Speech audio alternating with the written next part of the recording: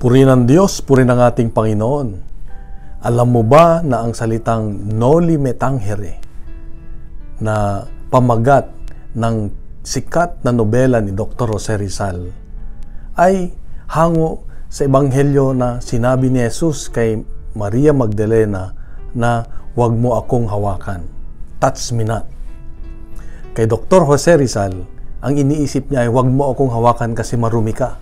Ikaw ay corrupt, ikaw ay mapang-abuso, ikaw ay mapang-api, kaya huwag mo akong hawakan.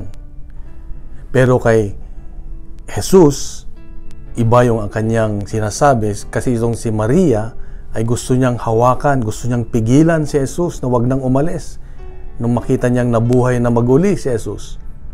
Kaya sinabi ni Jesus sa kanya, huwag mo akong hawakan, ako'y babalik muna sa aking Ama. Bakit kaya? Bakit kaya sinabi niya yon na huwag mo munang hawakan? Sapagkat kailangang bumalik muna si Jesus sa kanyang Ama para ang intensyon niya ay sa pagbalik niya ay hindi na siya yung physical na nakikita natin o nahawakan. Gusto niya, siya mismo ay tumira sa ating mga puso, sa ating buhay, kasama natin bawat oras. Yun ang pinaka nais ni Jesus, na hanapin natin siya lagi sa lahat ng bagay, sa lahat ng oras. Kasama natin lagi si Jesus. Nasa ating tabi lagi, nasa ating puso.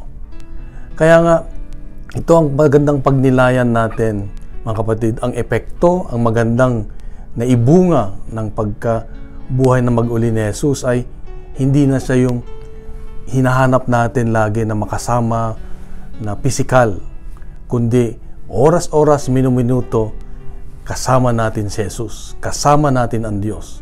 Kaya mga kapatid, ito yung pasalamatan natin sa Diyos dahil ito yung napakagandang regalo ng Diyos sa kanyang muling pagkabuhay. At napakabuti ang Diyos, napakabait ang Diyos. Kaya kapatid, lagi mong kausapin ang Diyos, lagi mo siyang unahin sa iyong buhay, gawin mo siyang number 1 sa iyong buhay, at siguradong mararanasan mo ang buhay na hinahanap mo, ang buhay na ganap at kasiyasiya. Mahal ka ng Diyos, mahal ako ng Diyos, mahal tayo ng Diyos.